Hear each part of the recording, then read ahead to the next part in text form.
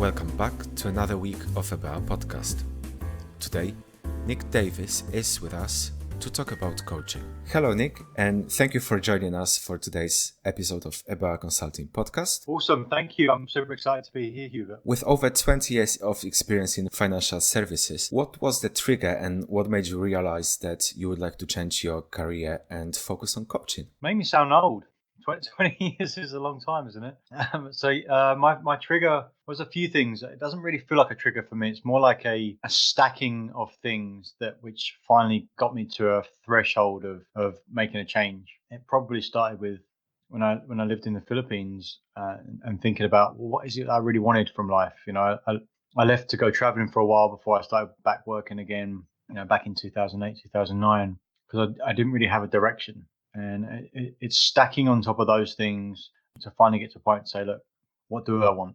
How can I start to pull together the things that I like in my life and what my experience has been up until that point? And that's when I started to feel the idea of moving to coaching and helping people do what I was doing a lot of time in the corporate world as well, is focusing on their goals, inspiring them to take next steps to get to where they want to be, having them focus on creating the person that they wanted to create and living the life on their terms. I believe that sort of links me to the next question. Why is coaching important and who is it for? Coaching is important, I believe, on a few different levels. You can think about coaching as a sports metaphor. I think this resonates with most people. If you think about sports teams that are successful, as they get more and more successful, they tend to get more and more coaches or more precise with the coaching that they're using. And because they've started to play the game at the higher level, they need a high level of support. And the thing is, it's not a case of I'm going to get to a high level of production, high level of performance, then I'll get a coach. It's, well, I need a coach in order to get to a high level. And the higher I get, the more I need. And I think about that in any part of our life, because when you're in the game of your life playing intensely, you're on the field or on the pitch, you're doing all the things you need to do to get to the next place, score a goal, win the game. You can't see some things. Your coach is on the sideline seeing things from a 360 degree, sometimes aerial view. They just can see things differently. Doesn't mean that they're able to play the game better than you, because it's your life. You only know to do that, but they can see it so differently and see perspective. And I think that's one of the things that's most important, is that perspective, constant view, because you don't know what you don't know. If you can't see and act on the things you don't know that are there. So that's one thing that's important. And the other thing that's so important is the consistency. One of the things you shared with me before we started today, Hubert, was that there's so much stuff we do in our businesses to build it, and everyone who's got a business knows it. There's things we do over and over again, and the results from those things don't show immediately. We have to be consistent in driving the things that we know that we should do every day or every week, that seemingly are the little things, but ultimately are going to get us to our big results. And so that's having that consistent feedback loop on a weekly basis or a twice monthly basis, to make sure that you can always check in to see where you are. Are you on the right path? Do you know what the right path is? Have you defined what success looks like over the short, medium, or even the long term? Precisely what it is. And then you can go and get it. So those two things are the biggest things that really jump out for me, is having the different perspective, because you can't see that when you're playing the game. Sure, it's the perspective. Number one thing is perspective. You can't see the things that you can't see. You can't take action for the stuff you can't see, because you're in the game of your life, your business, your career, playing so intensely. And it's the repeatable updates and the challenge and the support to make sure that you stay on track for where you're going, because otherwise you ain't going to get there. This is completely understandable for startups and young companies. And actually, as a EBA, we had the pleasure of working with you as well at our early days. I'm also thinking, what value can coaching bring to established businesses? Can you shed some light on this one as well? Sure. Because everything is in a cycle. And the particular process that we use at Pro Advisor Coach, where I'm fortunate enough to be a master coach, is the AAA approach. And this is a circular approach. The first day is awareness. What we're really talking about is understanding what it is that you want. Where are you? and getting deep down engagement. And when it comes to teams, it's about getting ownership at that stage. And that's a high level of what that awareness is. Second level is action plan, creating the actual specific measurable goals that you want to get to as you've defined success as an individual and as a team. And then the last phase is the achievement phase.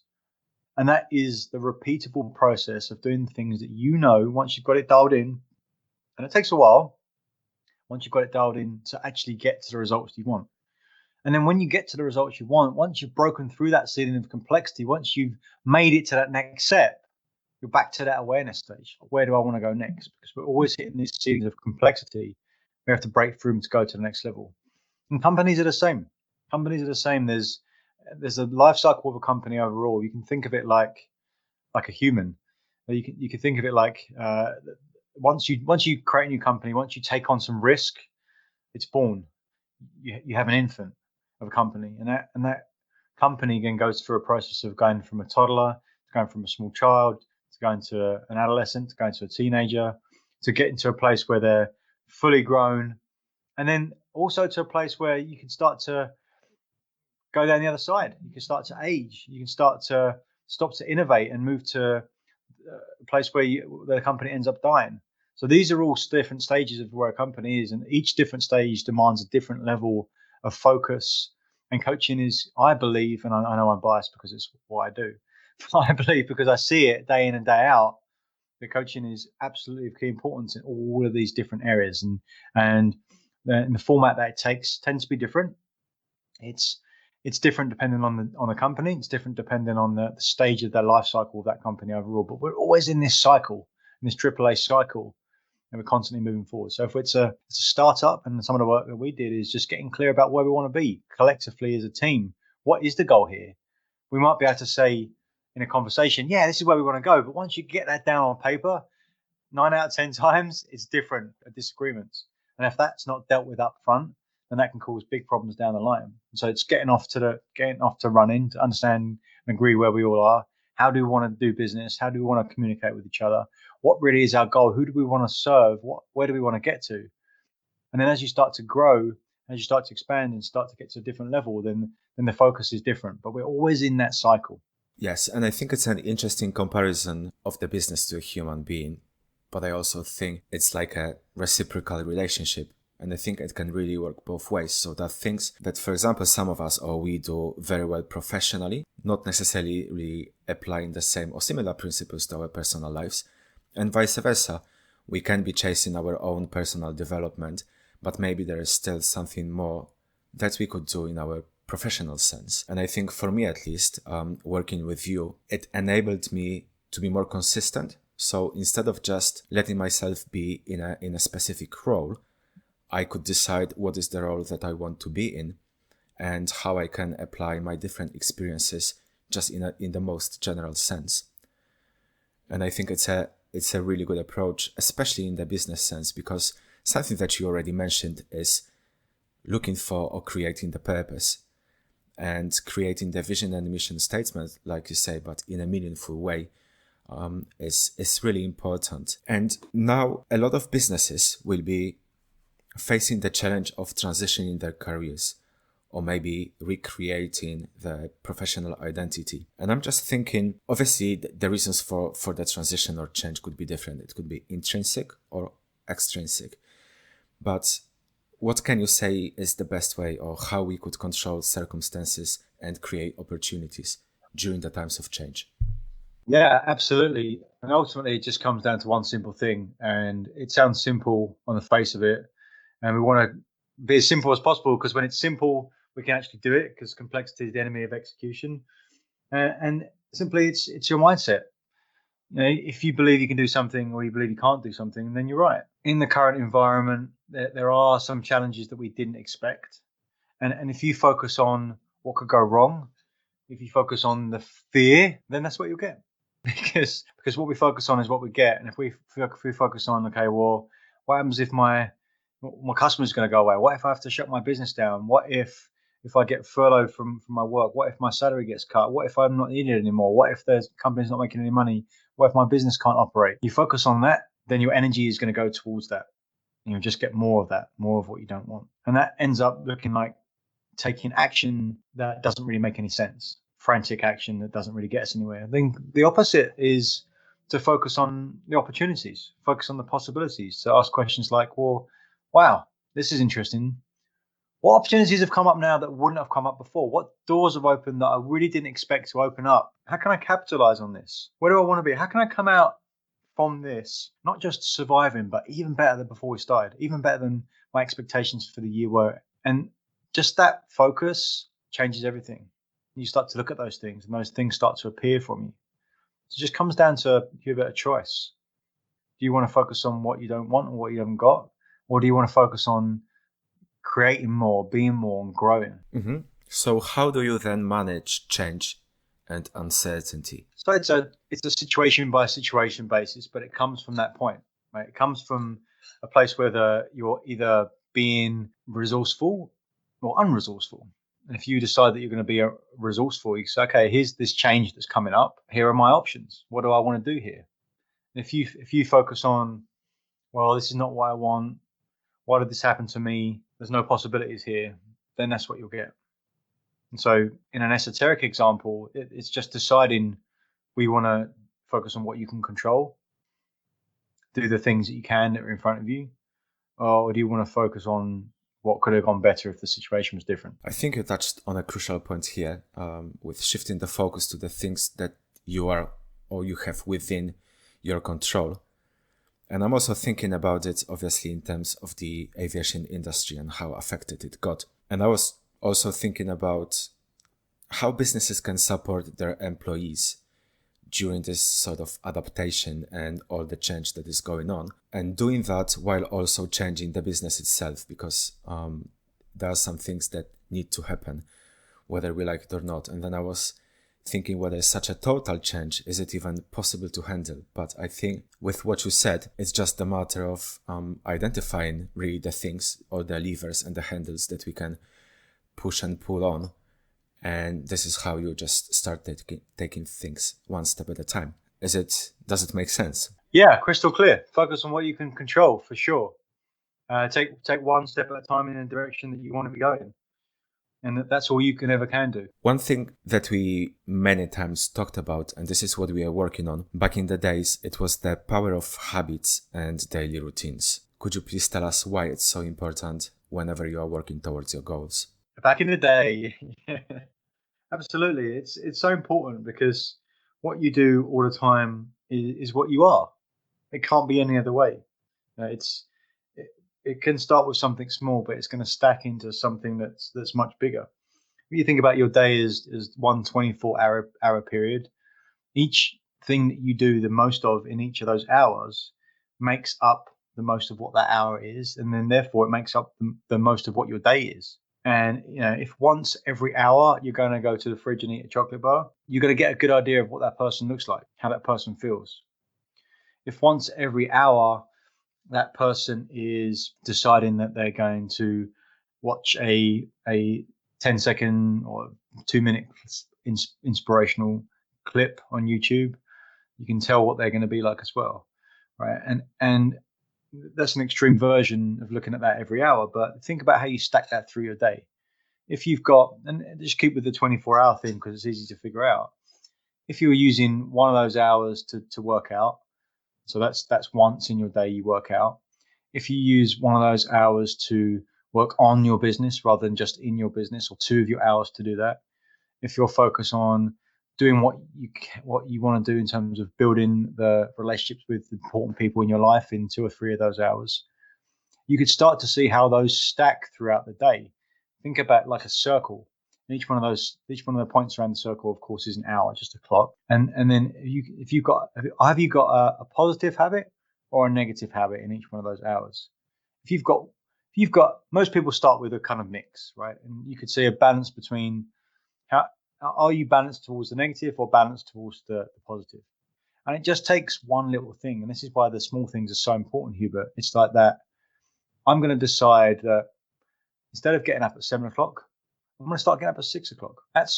That's one push towards being a different person, a habit of being telling myself that I'll do what I say I'm going to do.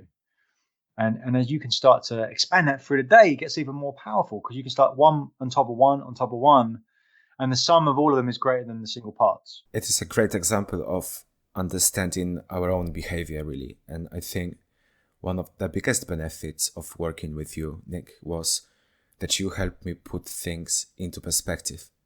Sometimes it's really difficult to sort of look at yourself from a distance. And like you said at the very beginning of our today's conversation, working with a coach provides you this 360-degree vision for the things that we may not even be aware of. And that self-awareness, it's a really powerful tool to start creating the focus on different things that we might want. So thank you for sharing this with us. And also, when I think about it, it's exactly the same principle that could be applied to any business context. It's like a little analysis of why things are where they are, and then what we could do, and then what needs to be done to change them. Yeah, it's a beautiful thing, isn't it? To be able to make that distinction that you can apply these principles pretty much everywhere.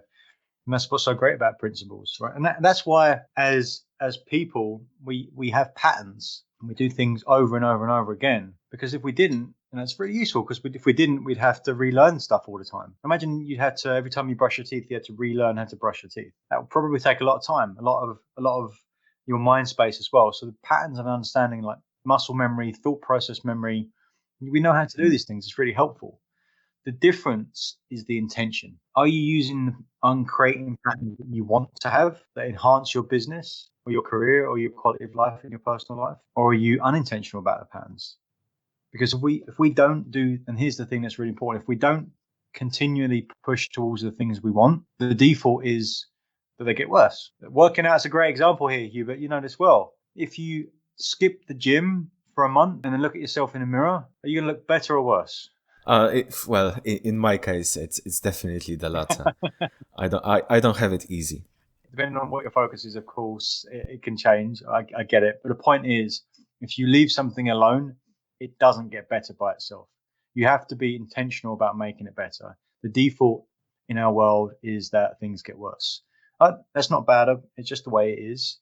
And so that's still the case with that. It's the case with our habits. It's about intention in our business. It's like you've got to make sure that you're using your time, you're using your resources to move towards what you want, because otherwise the default is just going to get worse. And in terms of the power of habits and daily routines, again, taking it to the business context, from your experience, are there any proven tools or techniques or methods that sort of help to create that culture, that business culture, or maybe even only applicable to a single team, that they can really appreciate it and start working using those principles as well? Yeah, there's so much to say about this for sure, and we can go wherever you want with it, of course, but it's going to start with the individual, right? If you're an owner of your company or a senior person has a big department or team, you got to start with you and look at you, what you're doing, how are you spending your time, get into that awareness part again. What do you really want for you? What do you really want for your team?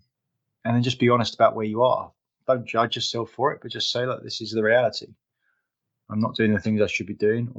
And here's the thing, you get what you tolerate. And so the things that are in your life are there because you're tolerating them. If you raise your standard to make a different approach, then you'll get different results. But it starts with just understanding where you are and then deciding where you want to be going. And what does that look like? It can actually just look like, very simply, starting with asking yourself, okay, if I could have it any way I wanted it to be, where would I be by the end of this year? And you can ask that question to yourself holistically in terms of your whole life, or you can ask it of yourself in terms of your business. Where do I want my business to be by the end of this year? Where do I want my relationship to be by the end of this year? Where do I want my body to be by the end of this year? You can start to break it down. When you know where you want to go, you can say, okay, where am I now? And then you can just change one small thing. And you can look at there's so much level of depth we can go into here. I've got tools as long as my arm to do this, Hubert. And it's about starting to understand what the things you want to do to move towards doing that. It could be, okay, well, I'm just going to look at my day. What did I actually do today? What if my goal is to make £5 million in revenue this year, and last year I made 2.5 million in revenue? I need to be looking at what are my activities that I'm doing every day. What are my actual revenue generating activities? And you can start to look at how much time you're spending on them. And my bet is, and every time I see someone do this, it always comes back the same thing. Even if we think we know what we're doing in our day, and oftentimes it's the people that are really sure about what they're doing in the day. They're most surprised because we make assumptions. When you actually look at it, probably the time you spend on revenue generating activities isn't what you expected it to be. Or maybe that's not your role. Maybe your role is to oversee. Maybe you're the leader and you expect other people to do that. And it's just about getting clarity about what those things are happening and being precise about it so you can start to take action. So it's, where do I want to go? Where am I? Where am I really? And what activities do I need to do to stand my best chance of getting to where I want to go? That is where I would start for sure. It's really interesting because now listening to this explanation, I can say that this is exactly what we also do professionally as a bear. Effectively, we are like this sort of coach that provides a broader perspective on things. And this is exactly what we achieve while doing the processes review. And then effectively, when we propose solutions and the path for optimization, sometimes it's just a matter of tweaking. Sometimes it's going to be the whole roadmap and a range of different activities that should be reviewed. Some of them will have to be changed. And again, to what you said previously, this happens in a cyclical way as well. So we will always hit the point where we need to review where we are at the moment and whether it makes us or moves us closer to where we need to be. So again, this is just something that can be universally applicable. And there is again this reciprocal relationship. So it can be business, it can be work and profession, but also the same things can happen in our personal lives. Absolutely. Yeah, it really is. We take ourselves everywhere we go. And if we're making upgrades in our professional life, we have the mindset of growth, we're pushing forward, we're focusing on what we want, then that thought process and mindset is going to show up in other parts of our life. And conversely, if we've got a strong pull to a negative part of our life, something where we're spiraling in the wrong direction, that's going to affect other parts of our life as well. So it's so often that it comes up is we start to work on something business related and we have to look at something personal because all the things are interconnected and people get resistance to that. You know, I'm curious here, but what do you see in terms of the biggest types of resistance that you get to companies that are in to change, even the ones that they see that they need to do it? It's interesting that you ask me this question because that's exactly what I wanted to ask you, how to effectively manage resistance to change. From my experience and observations, I think the biggest issue or the biggest barrier can be lack of proper communication. And very often things are being communicated top down. And working in the operations, I noticed that it's not necessarily the best thing to do. Because of those stereotypical relations between employees and employers or worker and a boss, it feels almost natural that there is resistance whenever we get asked to do something by someone. However, if you have the effective leadership instead of just the boss culture, and I don't really want to sound like a cliche here, but this is something that I experienced personally as well, you can really get much better results because when you are close to people, it helps to build the common goal, and it's just easier to feel that we are in it together. And then whenever we need to change, everybody sort of knows their role in that change. So not only how we will get there, but why we are getting there and what needs to happen so that we can get there. And I think that being able to effectively communicate the role and create this engagement, this is something that can really facilitate creating this positive mindset or the positive focus, as you mentioned as well. And then this is how we can obtain and get what we want to get. How does it sound from your point of view? Yeah, for sure. And hey, don't worry about the cliches. This is a time for cliches at the moment. I found right now that there's a lot of cliches that are coming back up. And it's just a reminder that, you know, cliches mean something. They come from things that are real. And, you know, and so it's always we dismiss cliches a lot of time because we've heard it before, but they're actually really real and they actually mean something. So let's lean into those sometimes and understand what they are, what the message is. But for sure, what you said resonates, and that's why it's so important to have the agreement up front. And the agreement up front, are we all moving in the same place? Because anytime it feels off and you're not getting the communication back or the action that you expected, it's like, why is this person doing this when we agreed with something else? It's always because the communication's off. It's always because you haven't reminded yourself or even agreed up front what is the outcome that we're all going to here. Every time. The medium is the communication, like that's how it happens. But the reason is because you haven't agreed what is the outcome overall.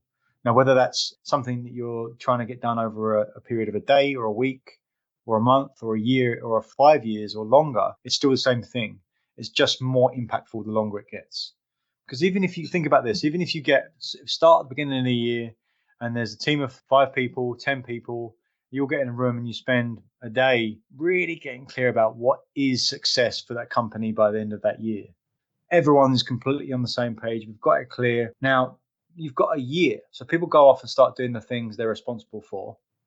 And the first quarter comes in and everyone comes together and says, hey, here's where we are. Already by that time, there's going to be some communication issues because there's so many things that take our attention. There's so many roads we go down, even with the best intentions, that we can't help but being off course. So having a check-in quarter, you get an opportunity to fix it. If you check in again at halfway through the year, you're going to have an opportunity to fix it. But just imagine you didn't check in until the end of the year.